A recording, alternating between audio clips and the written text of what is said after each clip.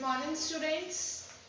Today I am back with a new topic, with a new video and the first chapter of geography and the first topic, main topic of the competition exams, resources and development.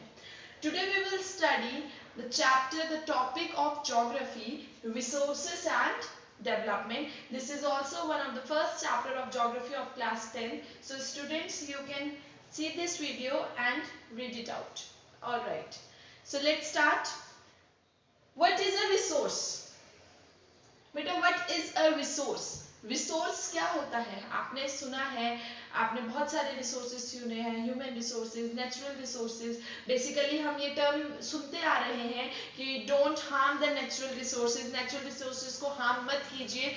होता क्या है resource? Resource हम बहुत ज्यादा terms सुनते हुए आ रहे हैं फ्रीक्वेंटली, बट होता क्या है? What is resource? Resource anything available in our environment. आपके एनवायरमेंट में कुछ भी ऐसी चीज अवेलेबल हो which is technologically accessible, which is economically feasible and culturally acceptable.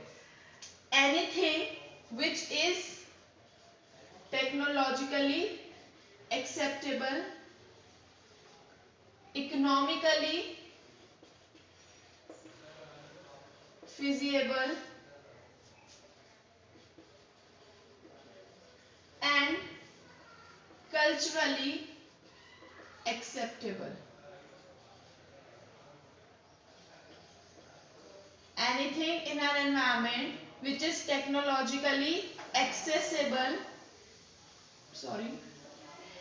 which is technologically accessible, culturally acceptable and economically feasible, the term is known as resource.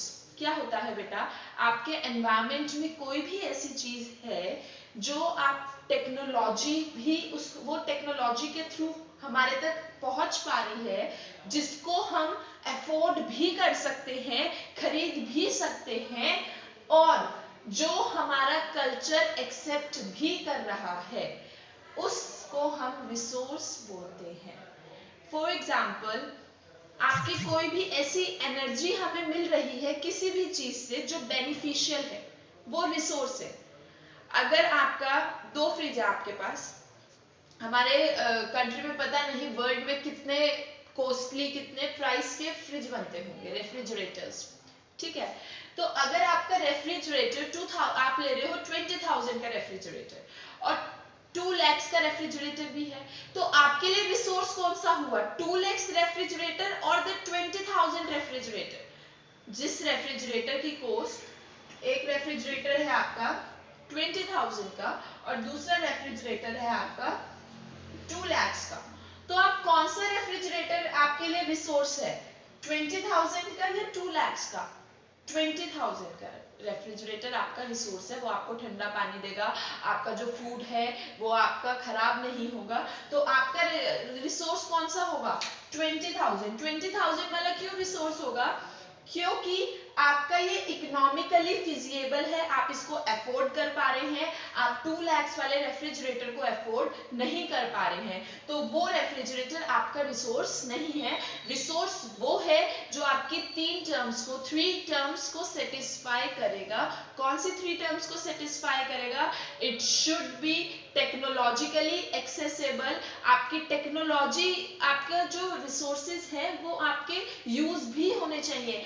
ऐसा नहीं है कि कोई आपका एक रिसोर्स है, आप उसको कोई टेक्नोलॉजी उसको यूज ही नहीं कर पा रही है, तो वो आपका रिसोर्स नहीं कहलाया जाएगा, क्योंकि आप उसको नहीं यूज कर पा रहे हो. जो उससे एनर्जी रिलीज हो रही है वो आपके लिए बेनिफिशियल नहीं है, आप उससे बेनिफिट नहीं ले पा रहे हैं, तो वो आपका रिसोर्स टेक्नोलॉजिकली एक्सेसिबल अगर नहीं है तो वो आपका रिसोर्स नहीं होगा. तो आपकी 3 टर्म्स सेटिस्फाइड होनी चाहिए. It should be technologically accessible, it should be culturally acceptable. कई बार ऐसा भी हो जाता है, काफी चीजें हमारा कल्चर एक्सेप्ट नहीं करता है, तो वो हमारे लिए रिसोर्स नहीं है. हमारे लिए वही चीज रिसोर्स है जिससे हम बेनिफिशियल, हमें कोई बेनिफिट मिलता है. जो भी हमारे एनवायरमेंट में हमारे लिए तीनों चीजों को सेटिस्फाइड कर देगा, technologically acceptable, accessible, culturally acceptable and the third one is it should be economically feasible, हम उसको अफोर्ड भी कर पा रहे हैं, वो आपका रिसोर्स है। मैंने आपको ये रेफ्रिजरेटर के एग्जांपल से आई होप आपको रिसोर्स कंप्लीटली आपको सेटिस्फाइड हो गए होंगे, आपको कंप्लीटली क्लियर हो गया होगा कि रिसोर्स होता क्या है। Then the next is development. आपके चैप्टर, आपका जो आज का जो हमारा मेन टॉपिक है वो टॉपिक ही है resource and development. What is resource and what is development? Development, resource I had told you, what is development? आपकी किसी भी चीज की आपकी ग्रोथ हो रही है, ग्रोथ होने को डेवलपमेंट बोलेंगे।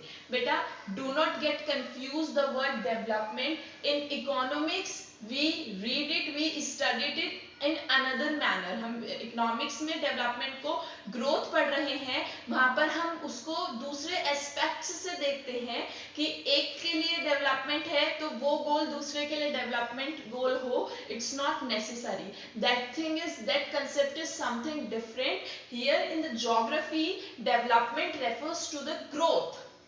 Is it clear? Development refers to the growth. All right, I hope that this topic is clear to you, that what is resource and what is development. So we have classified the resources in so many different categories.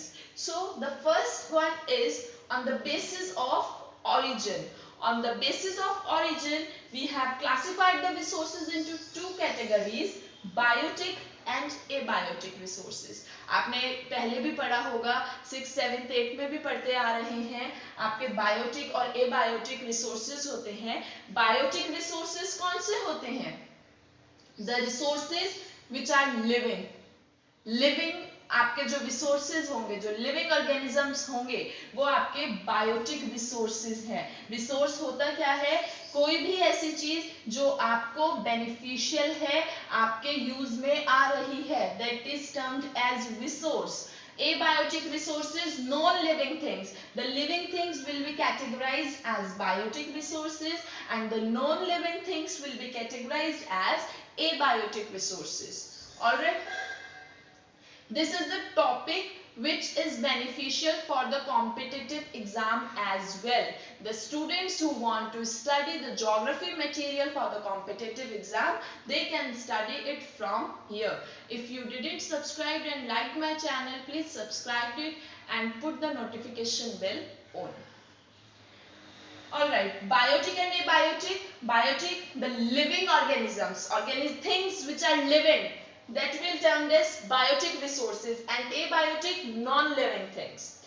Then on the basis of exhaustibility, आप किस resource को बोलेंगे? Exhaustibility. जो resources आपके limited होते हैं, जो resource आपके यूज करने पर खत्म हो जाएंगे। एग्जॉस्ट का मतलब होता है आप उस चीज को यूज कर रहे हैं। आपके घर में एग्जॉस्ट फैन लगे होते हैं, आप क्या करते हो? अंदर की हवा निकाल के, जो रूम की आपकी कार्बन डाइऑक्साइड होती है, उसको क्या करते हैं? आप बाहर फेंक देते हैं। ठीक है, उसे जो फैन है, जो एग्जॉस्ट होता है, एग्जॉस्ट फैन क्या करता है? उसको निकाल के बाहर रिलीज कर देता है। तो on the basis of exhaustibility में भी यही है। एग्जॉस्ट का मतलब है कि आपके कितने रिसोर्सेज जो हैं वो यूज हो रहे हैं, और कौन से रिसोर्सेज हैं आपके? जो रिसोर्सेज आपके कंटिन्यूअसली यूज होने के बाद भी आ रहे हैं, प्रोड्यूस हो रहे हैं, और कौन से रिसोर्सेज आपके ऐसे हैं जो कंटिन्यूअसली यूज होने के बाद भी उनकी जो प्रेजेंस है वो कम होती जा रही है। The resources which took millions of years to generate again. So these are we classified the resources on the basis of exhaustibility into two, renewable and non-renewable resources. Renewable resource कौन से होते हैं? Renewed का मतलब क्या होता है बेटा? Renewed का मतलब होता है जो बार बार आ रहे हैं। रेन्यूएबल रिसोर्सेज जो बार बार आ रहे हैं, वो रिसोर्सेज होते हैं आपके renewable resources. Solar energy, wind, जो आपके यूज करने के बाद भी आपके प्रोड्यूस हो रहे हैं, those resources are renewable resources. And non renewable resources होते हैं which can not be renewed within a short span of time, छोटे टाइम पीरियड में जो रिसोर्सेज आपके दोबारा नहीं रिलीज हो सकते, दोबारा नहीं प्रोड्यूस हो सकते, वो रिसोर्सेज होते हैं आपके नॉन रिन्यूएबल रिसोर्सेज। उसमें आप कोल, पेट्रोलियम, आपके जो प्रेशियस मेटल्स, जो भी आपके रिसोर्सेज हैं जो मिलियंस ऑफ ईयर्स लेते हैं दोबारा रिन्यूड होने के लिए, वो आपके होते हैं non renewable resources. All right, we have classified right now.